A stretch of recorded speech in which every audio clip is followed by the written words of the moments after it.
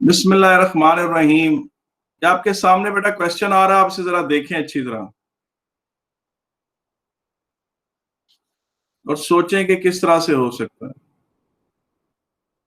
बिस्मिल्लाहिर्रहमानिर्रहीम। आज 24 अक्टूबर को पेपर 5 का ये क्वेश्चन नंबर 1 आपके सामने आ रहा है। A current carrying coil produces a magnetic field. It is suggested that the strength B of the magnetic field at the center of a flat circular coil is inversely proportional to the radius r of the coil. Design a laboratory experiment that uses a Hall probe to test the relationship between B and R. You should draw a diagram on the page 3 showing the arrangement of your equipment. In your account, you should pay particular attention to the procedure to be followed, the measurements to be taken, the control of variables, the analysis of the data, the safety precautions. ये question है जी आपके सामने, इसे आपने करना है। आपको मेरी आवाज आ रही है सबको कि नहीं? जी सर आ रही है। ठीक है, ये क्वेश्चन है जो आपने बेटा करना है, आपके सामने है। और ये मैग्नेटिज्म के हवाले से हमारा सेकंड एक्सपेरिमेंट। अब तक हमने मैग्नेटिज्म पर एक कर लिया था, जो याद आपको जून 2002 का था, और जिसके बारे में मैंने आपको स्टोरी भी बताई थी कि उसके ऊपर बिगन हाउस में केस बना था और बिगन हाउस के बच्चों को 11% मार्क्स की सजा मिली थी उस पर, मुझे याद है बहुत अच्छी तरह। और वो मैंने आपको बताया था कि ग्रुप ईयर 2, ये वाला ईयर जो अभी आपके सामने रखा हुआ है, इसका ईयर नवंबर 2011 है। ये जो क्वेश्चन आपके सामने है, इसका ईयर नवंबर 2011 है। ये देखेंगे नीचे आप इसके विजिबल है, ये ईयर है नवंबर 2011 का 51 है क्वेश्चन नंबर 1। ये देखिए, ये सामने आपके आ गया, अक्टूबर नवंबर 2011। ये हमारे हम जो प्रैक्टिकल्स कर रहे हैं उसमें सेकंड नंबर। बट आपने इसको अच्छी तरह पढ़ लिया है जी, इसमें कोई मसला तो नहीं है?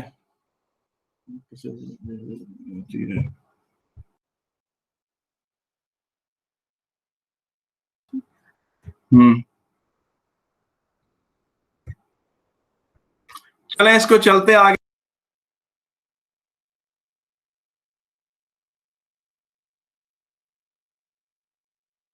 तरफ आ जाते हैं।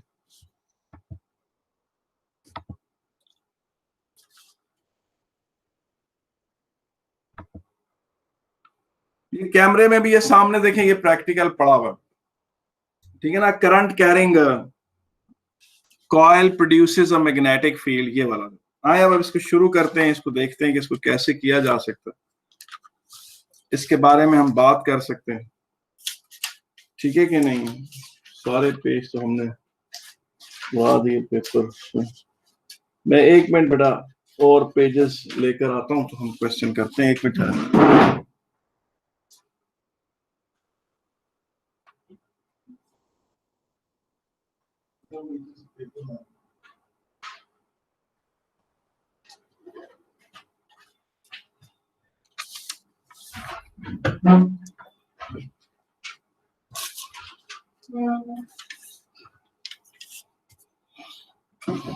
बल्कि इस पे से शुरू कर लेते हैं जी। सबसे जो पहला पॉइंट है ना बेटा, इसमें जो हमने करना है, सबसे पहला पॉइंट वो ये है। आपको जिन लोगों ने अभी ज्वाइन किया है, जिन्हें नहीं पता, उन्होंने कहा है कि जनाब ये कॉइल है, ये कॉइल है, इसके सेंटर में मैग्नेटिक फ्लक्स डेंसिटी मेजर करनी है, और वो कहता है कि जी इसके रेडियस के magnetic flux density inversely proportional. ये क्वेश्चन है और इसे इन्वेस्टिगेट करना है। इसे स्टेप वाइज हम देखना शुरू करते हैं, ठीक है कि नहीं। हमारे पास इसको बिस्मिल्लाहिर्रहमानिर्रहीम जी। सबसे पहला पॉइंट, सबसे पहली बात है कि ये देखें, ये क्या है, ये जी कॉइल है, ये कॉइल होगी जनाब यहाँ पर, ठीक है कि नहीं। अब इस कॉइल में स्क्रीन शो नहीं हो रही, यहां से आप देखें करंट फ्लो करता है, एंटर होता है, और यहां से करंट छोड़ के चला जाता है, और आपने पढ़ा हुआ है, आप ओ लेवल के नॉलेज से भी जानते हैं इस कॉइल में एक मैग्नेटिक फ्लक्स डेंसिटी होगी, इस तरह की होगी। इसको ऐसे बना लें थोड़ा, अगर 3 डायमेंशनल आपने इसका एनालिसिस करना है यूं कर लें, और इसमें इसका मैग्नेटिक फील्ड ये बन गया।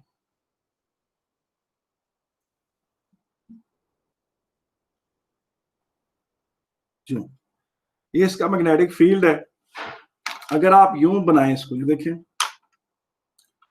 ये देखें कि ये एक वो है वुडन बॉक्स है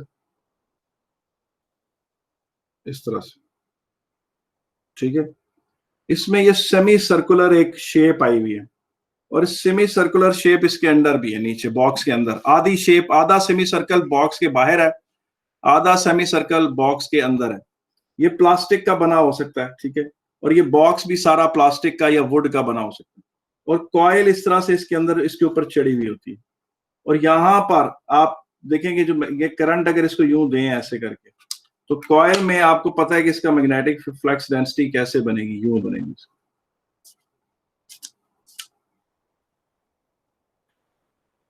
यूं बनेगी इस तरह से, ठीक है कि नहीं। दोबारा मैं इसको बना के दिखा देता हूं। ये देखें, ये फर्ज करें बहुत सारे टर्न्स हैं, ये बहुत सारे टर्न्स हैं, ठीक है, इनमें सारों में करंट बाहर आ रहा है, इन सारों में करंट बाहर आकर यूं ऐसे अंदर जा रहे हैं। फर्ज करें ये आधा ये ऐसे यूं सेमी सर्कल है यूं, और आधा सर्कल पेपर से बाहर है और आधा सर्कल पेपर के अंदर नीचे, तो करंट यूं फ्लो करके जा रहा है। और ये वो स्पॉट्स हैं जहां पर बहुत सारी वायर्स हैं जिनमें करंट अंदर जा रहे हैं, ठीक है। अब आप इसमें फ्लेमिंग्स लेफ्ट हैंड रूल अगर लगाएं, करंट यूं यूं, मैग्नेटिक लाइंस ऑफ फील्ड यूं यूं आ रही है इसकी, और इसकी यूं यूं आ रही है। अब इसको कंबाइन देखें तो ये यूं बनता है मैग्नेटिक फ्लक्स डेंसिटी से।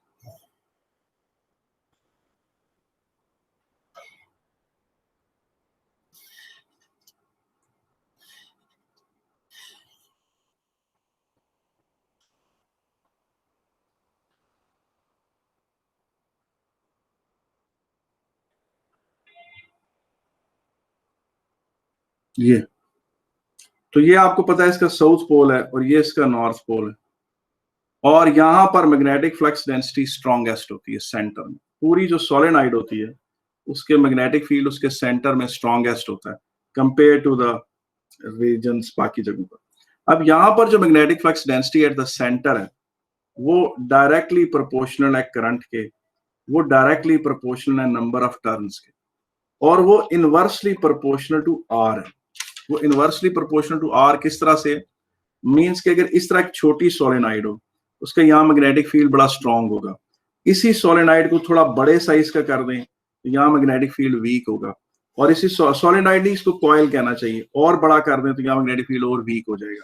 और अगर बाकी सारे पैरामीटर्स वही रहे, ऐसे कर दें तो यहाँ मैग्नेटिक फील्ड और कमजोर हो जाएगा। ये इसकी मतलब बात है, और उसने आपसे ये कहा है कि आप इस पॉइंट को इन्वेस्टिगेट करें। इसको अगर याद हो तो मैंने इसकी एक एक्सप्रेशन भी आपको लिखवाई थी, proportional to n I over R, और फिर B is equal to mu naught n I over 2R, यूं आई थी।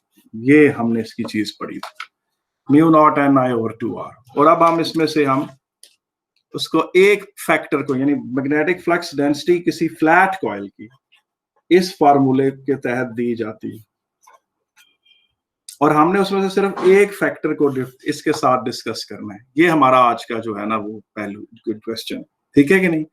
अगर जिन लोगों ने हमें अभी ज्वाइन किया है, मैं उनके सामने अभी दोबारा वो क्वेश्चन रख देता हूँ जो क्वेश्चन हमने अभी डिस्कस करना था, वो ये है।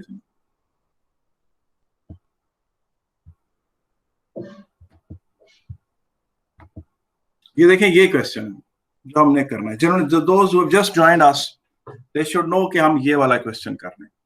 A current carrying coil produces a magnetic field. It is suggested that the magnetic strength mag B of the magnetic field at the center of a flat circular coil is inversely proportional to the radius R of the coil. Design a laboratory experiment that uses a Hall probe to test the relationship between B and R. You should draw a diagram. तो ये जनाब question ये है, और हमने इसमें जो है अगर आप नोट करें तो मैग्नेटिक फील्ड स्ट्रेंथ को आर के साथ देखना है, ठीक है। तो वापस हम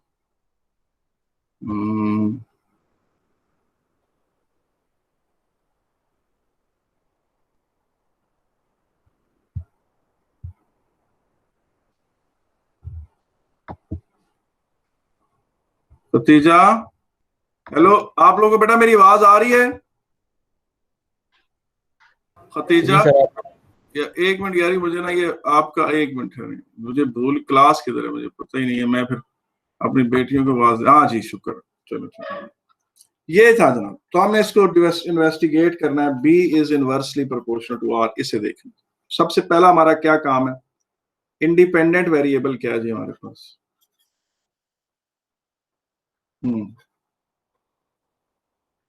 सबसे पहले हम क्या लिखेंगे, इंडिपेंडेंट। ये मेरा पेपर थोड़ा खराब हो गया, इसकी जगह साफ सुथरा पेपर ले लेते हैं जी। इंडिपेंडेंट वेरिएबल क्या है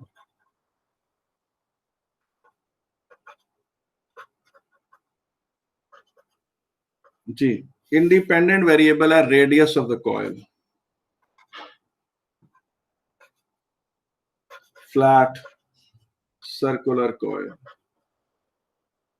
ये जनाब पहला पॉइंट है, radius of the flat circular coil, radius of the flat circular coil, ये जनाब हमारा पहला पॉइंट, इंडिपेंडेंट वेरिएबल। और ये कैसे चेंज करेंगे आप, अच्छा वो पहले बता देता हूं। वी विल प्रोक्योर या ऑब्टेन या यूज, ठीक है कि नहीं है, flat coils available in the laboratory, या बाजार से खरीदेंगे, ऑफ डिफरेंट रेडियाई, सारों के डिफरेंट रेडियाई के हम लैब मसलन फर्ज करें, वो हमें पता चल गया जी ये कॉइल है, ये कॉइल ऐसी है जिसका रेडियस जो है वो 5 सेंटीमीटर, ये ले लिया हमने। उसके बाद हमने एक और कॉइल ले ली जिसका रेडियस जो है वो आप ले लें 8 सेंटीमीटर है, ठीक है कि नहीं, जो मिल गई हमें। जरूरी नहीं कि हम अपनी मर्जी के रेडियस की परचेज करें, जो भी अवेलेबल इन द लेबोरेटरी हैं या बाजार से मिल जाती है। और फिर एक और कॉइल जो जिसका रेडियस से 10 सेंटीमीटर है, और फिर इसी तरीके से कोई जिसका 12 सेंटीमीटर है, वो हम will try to get 5-6 coils, flat circular coils with the different radii. और उन सारों में जो कांस्टेंट चीज है ना, उन सारों में हमने जो कांस्टेंट चीज रखनी है वो इस एक्सपेरिमेंट में नंबर ऑफ टर्न्स हमने उसमें कांस्टेंट रखना। इसका क्या मतलब है, हमें एक ऐसी कॉइल चाहिए कि फर्ज करें कि उसके 50 टर्न्स है और 5 सेंटीमीटर उसका रेडियस है, और इधर भी 50 टर्न्स हो और 8 सेंटीमीटर उसका रेडियस हो, इधर भी 50 टर्न्स हो और उसका 10 सेंटीमीटर रेडियस हो, और इसके भी 50 टर्न्स हो और इसका रेडियस जो है वो 12 सेंटीमीटर हो। तो इस तरीके से आप डिफरेंट कॉइल्स को ले लेंगे। आप इस तरीके से आप क्या कर लेंगे बेटा, डिफरेंट कॉइल्स आपको मिलेंगे। यानी कॉइल्स ऐसी होनी चाहिए कि सबके जो नंबर ऑफ टर्न्स हैं वो कांस्टेंट हो, सबके नंबर ऑफ टर्न्स कांस्टेंट हो और उनके रेडियाई डिफरेंट हो, ठीक है ना। ये अब अगर लेबोरेटरी में पड़ी हुई है तो ठीक है, अगर लेबोरेटरी में नहीं पड़ी तो बाजार से खरीदनी पड़ेगी। बाजार में अगर नहीं अवेलेबल तो आप इनको कहें कि जी मैं ऐसा करूंगा कि मैं प्लास्टिक का पाइप लूंगा, ये प्लास्टिक का पाइप, ये उससे बड़े डायामीटर का एक प्लास्टिक का पाइप है, फिर उससे भी बड़े डायामीटर का एक प्लास्टिक का पाइप, ये ले लिया आपने, और इसको मैं कटवा लूंगा। यानी ये एक आप कहें कि मैं उसको I get that plastic pipe cut. अच्छा, अगर आप ये लिखें ना पूरा तफसील से वाकया लिखें कि मैंने एक्सपेरिमेंट का अपरेटस नहीं मुझे मिल रहा था तो मैंने बनाया कैसे, तो बड़ा स्कोरिंग होता है।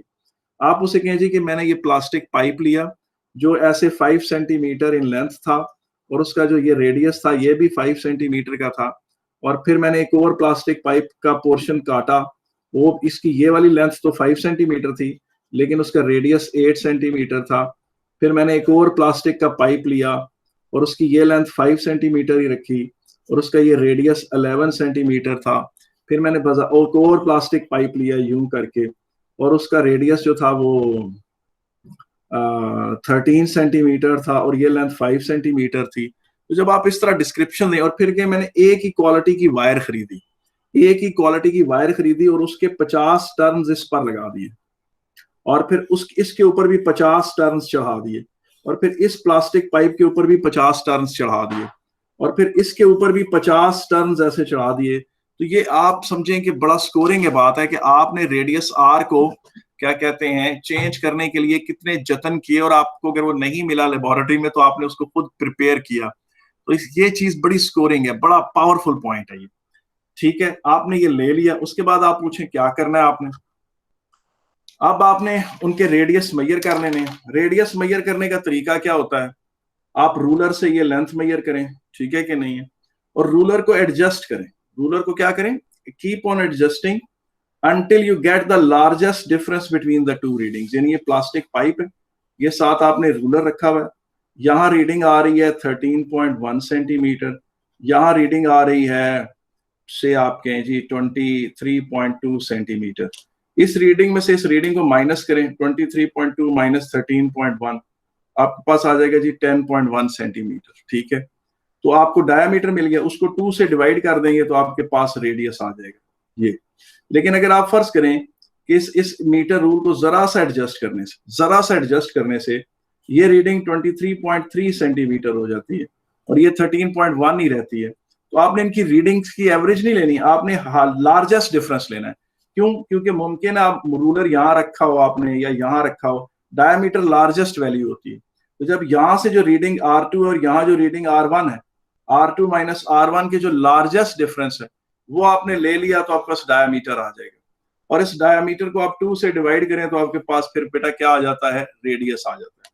इस तरह से जब आप लिखेंगे तो एग्जामिनर की आंखों में आंसू आ जाएंगे, वो कहेगा यार क्या कमाल ये बच्चे हैं जिन्होंने इतनी मेहनत से पहले प्लास्टिक पाइप इकट्ठे किए हैं और प्लास्टिक पाइप्स को कटवाया है, और फिर उसके ऊपर एक ही तार के हर 50-50 टर्न्स चढ़वाए हैं उनके ऊपर, ताकि अच्छा आप अगर कोशिश करें कि नंबर ऑफ टर्न्स ज्यादा हो, अगर 50 टर्न से ज्यादा अगर आप 100 टर्न्स वाली कॉइल ले सकते हैं तो वो और अच्छी बात है। पूछें भला क्यों?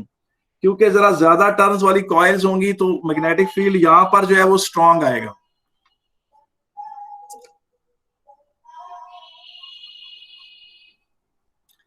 ठीक है बेटा, फिर यहाँ मैग्नेटिक फील्ड स्ट्रांग आएगा। मैग्नेटिक फील्ड जब यहाँ स्ट्रांग आएगा तो मैग्नेटिक फील्ड के यहाँ स्ट्रांग होने से बेटा क्या होगा, मैग्नेटिक फील्ड के स्ट्रांग होने से फिर वो इजीली बेटा क्या हो जाएगा, वो मेजरेबल हो जाएगा। इजीली क्या हो जाएगा, वो मेजरेबल होगा। तो आप ये लिखना कोई बुरी बात नहीं कि अगर आप लिखेंगे मैं नंबर ऑफ टर्न्स मेरे जितने भी अवेलेबल रिसोर्सेस के साथ मैं हाईएस्ट नंबर ऑफ कॉइल्स बना सकूं।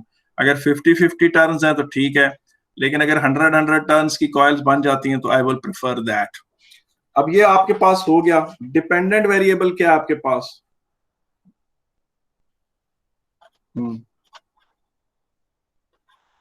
ये डिपेंडेंट वेरिएबल है आपके पास magnetic flux density in the centre.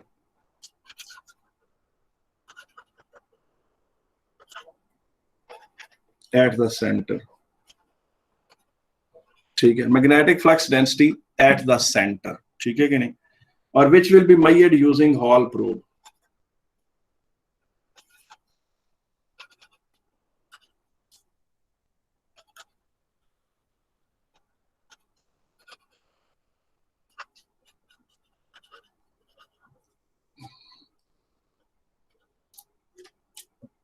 Which will be measured using Hall probe. Hall probe के थ्रू आप उसे मेजर करेंगे डिपेंडेंट वेरिएबल। तो कैसे करेंगे जी, how will you do that? Hall probe का स्ट्रक्चर क्या होता है मैंने पहले बताया था। हॉल प्रोब की थ्योरी अभी हमने नहीं पढ़ी हुई, हॉल प्रोब की थ्योरी अभी जल्द आ जाएगी, और जो वैसे देखना चाहें तो मेरा पिछले साल का रिकॉर्डेड लेक्चर मौजूद है, उस पे जो हॉल प्रोब का डिटेल में लेक्चर मौजूद है, तो वो पढ़ा हुआ है उस पर। बहरहाल खैर, हॉल प्रोब का स्ट्रक्चर इस तरह का होता है। मैंने पहले बताया था कि हॉल प्रोब एक छोटा सा, जो आप मिटाने वाला रबड़ नहीं होता, उससे भी छोटे साइज का एक इस तरह की एक मटेरियल होता है। उसके बाद आप उसको यहां से करंट देते हैं, ये करंट देते हैं। जिस मैग्नेटिक फ्लक्स डेंसिटी को आपने मेजर करना होता है वो उसके यूं परपेंडिकुलर होनी चाहिए, ठीक है कि नहीं। उस मैग्नेटिक फ्लक्स डेंसिटी की वजह से यहां पर एक एंड पॉजिटिव हो जाता है और एक एंड नेगेटिव हो जाता है, और यूं आप यूज करें तो ये आपके पास उसकी वोल्टेज आती है, हॉल वोल्टेज, या ये volt meter directly calibrated in B होता है, या ये वोल्ट्स मेजर करता है, या डायरेक्टली कैलिब्रेटेड इन बी होता है। तो आप ये कह लीजिए directly calibrated in B, directly calibrated in B. Magnetic flux density के ये डायरेक्टली उसमें कैलिब्रेटेड हुआ। ठीक है, अब देखते हैं अब क्या कर। सर जी जी हाँ जी सर, आप एक छोटा सा रिकैप दे सकते एक्सपेरिमेंट का? सर मैंने अभी ज्वाइन किया, आपने लिंक नहीं भेजा था, तो आई थॉट आज क्लास नहीं हो रही, तो आप छोटा सा रिकैप दे दें एक्सपेरिमेंट का। बेटा ये असल में मैं अच्छा बाबा काफी आगे आ गया हूँ, मगर ये है कि मैं आपको दिखा देता हूँ कि हम एक्सपेरिमेंट कर कौन सा रहे हैं। ये देखें, ये देखें,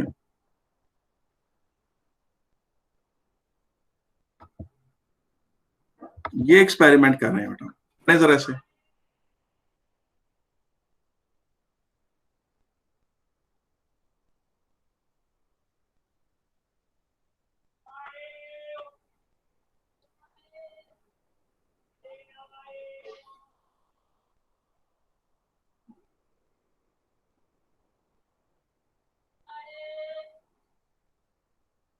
ठीक है,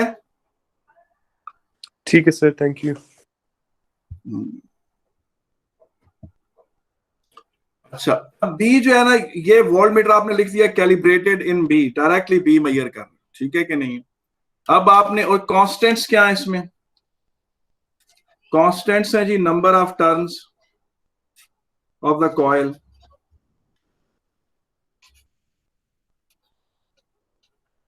और करंट इन द कॉइल। बेटा सारी कॉइल्स को आप सेम करंट देंगे, सारी कॉइल्स को आप क्या करेंगे, सेम करंट देंगे, सारी कॉइल्स को आप क्या करेंगे, सेम करंट देंगे बेटा, सारी कॉइल्स को आप सेम करंट देंगे, सारी कॉइल्स को अपने सेम करंट देना। लेट्स से आप कोशिश करें वो करंट ज्यादा हो, आप 2 एम्पियर देख सकते हैं या 3 एम्पियर, जो भी पॉसिबल हो, अवेलेबल हो, मगर ज्यादा करंट, इतना ज्यादा भी ना हो कि कॉइल जल जाए, ठीक है कि नहीं, उसके ऊपर जो एनेमल होता है वही ना उड़ जाए, लेकिन फिर भी ज्यादा होना चाहिए। और फिर यहीं पर, क्योंकि आपको याद है मैंने आपको एक बात बहुत पहले बताई थी कि मैग्नेटिक फील्ड से रिलेटेड सारे एक्सपेरिमेंट्स हाई करंट पर होंगे। जिन्होंने वो थ्योरी की क्लास पढ़ी थी, जिसमें वो मैंने वो रेफरेंस दिया था इस इक्वेशन का, ये वाली इक्वेशन का, तो मैंने कहा था कि ये सारे एक्सपेरिमेंट्स जो हैं वो हाई करंट पे सक्सेसफुल होंगे। सारे एक्सपेरिमेंट्स बेटा क्या होंगे, हाई करंट पे सक्सेसफुल होंगे। करंट ज्यादा होगा तो मैग्नेटिक फ्लक्स डेंसिटी ज्यादा होगी, तो इसलिए हाई करंट होगा। फिर साथ ही आपको जो उसने कहा ना सेफ्टी प्रिकॉशंस, तो आप कहें कि since I am conducting the experiment at a high current, तो the experiment the coils will become hot after a while, so I will switch off the equipment after every 5 or 10 minutes and will wait that they cool down so that I may start the experiment again. तो आप इस तरह से करके दोबारा आप उसको जो है ना स्टार्ट कर सकते हैं। उसे कहेंगे मैंने 5 मिनट में रीडिंग्स ली, फिर सारा एक्सपेरिमेंट स्विच ऑफ कर दिया, उसके ठंडे होने का इंतजार किया, फिर दोबारा 5 मिनट बाद या 10 मिनट बाद उसे दोबारा ऑन कर लिया। इस तरह से ये आप लिख सकते हैं। आगे चलते हैं जी। अब आपने क्या करना है जनाब, आपके जी सारी जो मेरे पास कॉइल्स थी ना, मैंने उनके साथ यूं धागा लगाया हुआ था, यूं धागा बांधा हुआ था, ताकि मुझे उनका सेंटर एग्जैक्टली लोकेट हो जाए। एक धागा मैंने इस तरह बांधा हुआ था जिसके एंड्स मैंने स्कॉच टेप से यूं जोड़े हुए थे, और एक धागा मैंने यूं बांधा हुआ था जिसके एंड पे मैंने यहाँ स्कॉच टेप लगाई हुई थी, ताकि मुझे सेंटर एग्जैक्टली लोकेट हो जाए। ठीक है कि नहीं, सारी कॉइल्स का, ठीक है ना। और अब हम करेंगे क्या, we will vary R and measure B, ये हमारा मेन थीम होगी। ठीक है, तो क्या हुआ, ये कॉइल प्लास्टिक पाइप पे चढ़ी हुई है, ठीक है कि नहीं है, और आप इस प्लास्टिक पाइप को बेशक आप अगर आपने इस तरह टेबल पर यूं रखा हुआ है सादा सा सिंपल तरीके से, और ये टेबल है, यहां से इसका कनेक्शन यूं आ रहा है, आपने इसको बैटरी के साथ कनेक्शन दे दिया, ये पॉजिटिव टर्मिनल हो गया, और ये आपका नेगेटिव टर्मिनल है। यहाँ आप एक एम मीटर लगा दें, यहाँ वेरिएबल रेजिस्टर लगा दें। वेरिएबल रेजिस्टर आपने इसलिए लगाया कि आप थोड़ी एडजस्टमेंट कर सकें। अब फर्ज करें इस पर आपने इसको एडजस्ट किया, हत्ता कि इसमें करंट आना शुरू हो गया 3 एम्पियर या लेट्स से 2 एम्पियर आ गए, जब 2 एम्पियर आ गया तो आपने इसकी रीडिंग यहाँ से ले लेनी है। और अगर आपने एमीटर इसलिए लगाया कि आपको पता चलता रहे कि इसका करंट 2 एम्पियर, अगर किसी वजह से करंट चेंज हो गया तो आपने फिर रीएडजस्ट करना है रेओस्टैट को, ताकि करंट जो है वो दोबारा यहाँ पर 2 एम्पियर रहे। और उसके साथ यहाँ पर प्लास्टिक पाइप के साथ यूं धागे लगे हुए हैं, एग्जैक्टली इस पॉइंट पर आपने हॉल प्रोब को रखना है। हॉल प्रोब पूछे आता किस तरह है, जब आपको उस लेबोरेटरी में पकड़ाया जाता है कि हॉल प्रोब है, हमारे पास अभी शायद नहीं है, तो वो इस तरह की स्ट्रक्चर पे बना हुआ होता है यूं करके ना, ये उसका प्लास्टिक का हैंडल होता है जिससे आप उसको पकड़ लेते हैं इधर से, और वो यूं ऐसे बना हुआ होता है, और यहाँ पर उसकी वो सेटअप लगा हुआ होता है सारा इस तरह से, और वो आपने यहाँ रख देना है। यहाँ पर क्या रख देना है, यहाँ रख देना है। और रखने का तरीका क्या होना चाहिए कि जो मैग्नेटिक फ्लक्स डेंसिटी आपने मेजर करनी है वो उसके बिल्कुल परपेंडिकुलर आ रही होनी चाहिए, और उसका जो ये करंट वाला सर्किट है ये खुद ही इसके साथ यहाँ कनेक्ट होता है, ये आपको कनेक्ट करने की जरूरत नहीं। और यहाँ से जो उसका वोल्टमीटर आ रहा होता है ये भी आपने नहीं बनाना होता, ये उसमें इसके साथ यहाँ पर इनबिल्ट यहाँ बना हुआ होता है, हैंडल के साथ लगा हुआ होता है, आपने सिर्फ इसे वहां रखना है। आपने वहां रखा और इस तरह से रखना है आपने कि आप उसे कहें मैं उसे स्लाइटली एडजस्ट करूंगा, यानी हॉल प्रोब को ऐसे ऐसे हल्का हल्का यूं करूंगा, जब मुझे मैक्सिमम रीडिंग आएगी वो मैक्सिमम रीडिंग लूंगा, मुख्तलिफ रीडिंग्स की एवरेज नहीं लूंगा, मैक्सिमम रीडिंग लूंगा, क्योंकि मैक्सिमम रीडिंग का इंश्योर है कि बी उसके बिल्कुल परपेंडिकुलर है। अगर बी उसको ऐसे लग रही हो या इस तरह लग रही हो तो फिर मतलब एट एन एंगल लग रही हो, यानी इस तरह हो, मतलब ये हॉल प्रोब का वो है फेस है और बी की वैल्यू ऐसे है, यानी इट्स मेकिंग सम एंगल, यानी ये हॉल प्रोब यूं है और बी यूं है या यूं है, तो फिर वो रीडिंग कम होती है। यूं रखें तो मैक्सिमम रीडिंग होती है। तो मैक्सिमम रीडिंग जहां आ रही हो वो आपने रीडिंग नोट कर लेनी।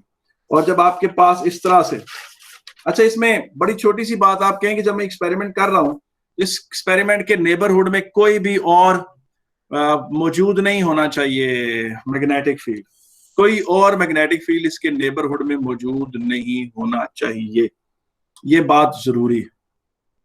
उसके बाद अब आप ये लिखें कि जनाब यहाँ पर बी है, यहाँ पर आर है, यहाँ पर 1/r, ठीक है कि नहीं, 1/r ले लें और उसके बाद आप 1/r और बी का ग्राफ बनाएं। If it turns out to be a straight line तो ये बात वेरीफाई हो जाएगी कि बी वाकई ही आर से इनवर्सली प्रोपोर्शनल थी, ठीक है कि नहीं है। ये चीज सारा एक्सपेरिमेंट, और ये एक्सपेरिमेंट आपने लिखना है, ये लिखकर आपने सबमिट करते चले जाना है।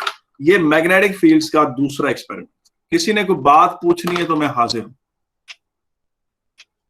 मैंने आपको बताया इंडिपेंडेंट वेरिएबल क्या है, रेडियस है। मैंने आपको बताया कि आप प्लास्टिक पाइप ले लें और प्लास्टिक पाइप्स लेकर, मतलब आपने कहा कि मैंने प्लास्टिक पाइप ले लिया, उसको कटवा लिया उसका छोटा सा हिस्सा, फिर एक और बड़े साइज का प्लास्टिक पाइप लिया रेडियस का, उसको भी कटवा लिया, फिर और बड़े साइज का एक प्लास्टिक पाइप लिया, उसको भी। अच्छा एक बात याद रखें, जो बाज इस तरह से महंगे जो लेबोरेटरीज होती हैं, अच्छी लेबोरेटरीज होती हैं, उसमें ना कॉयल माउंटेड आती है, वो बनी बनाई आती है, वो बनी बनाई एक रेडियस पर होती है, आपको वो खेचल नहीं करनी पड़ती। बहरहाल अगर आपने बनानी तो इस तरह बना ली और इसके ऊपर आपने कुछ 50 टर्न चढ़ा दिए यूं, फिर इसके ऊपर भी आपने यूं 50 टर्न चढ़ा दिए और फिर इन सारों को बेटा करंट दिया। तो इस तरीके से आप जो है रेडियस चेंज किया आपने, और आपने नंबर ऑफ टर्न सबके सेम रखे, टाइप ऑफ वायर जो यूज की वो सब में सेम रखी, और फिर उसके बाद जो आपने सबको करंट दिया 2-2 एम्पियर, सारी कॉइल्स को एक ही करंट दिया 2-2 एम्पियर, और वो कांस्टेंट रखा, और फिर धागों से उनका सेंटर लोकेट कर लिया, और उस जगह पर आपने हॉल प्रोब रखकर मैग्नेटिक फील्ड डेंसिटी मेजर कर ली। मैंने हॉल प्रोब की वर्किंग आपको बिल्कुल अभी तक नहीं बताई हुई, मैंने बताया ना वो जब हम उस टॉपिक पे पहुंचेंगे तो फिर मैं एक्सप्लेन करूंगा। बहरहाल ये थी जी सारी सूरत हाल जो मैंने आपको बतानी थी। मुझे बताएं किसी ने कोई क्वेश्चन पूछना है तो मैं हाजिर हूं जी। जी